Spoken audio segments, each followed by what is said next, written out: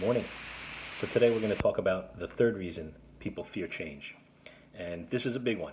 And it's really very simple. It's stepping outside their comfort zone. We get very comfortable with where things are for us, whether it be our job, our current relationships, you know, whatever we're doing in life, anything that we're comfortable with, of course we don't want to change it. It's uncomfortable, and we're not really sure what the end result's going to be if we make a change. But the truth of the matter is, if you want to make transformational change, you must step outside your comfort zone.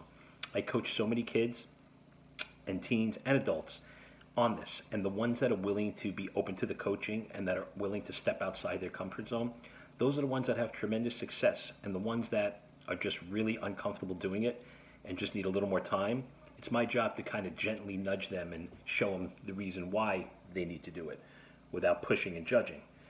But once they get there, they're going to get the same transformational change that all the teens and adults that I work with get right now when they take it on themselves.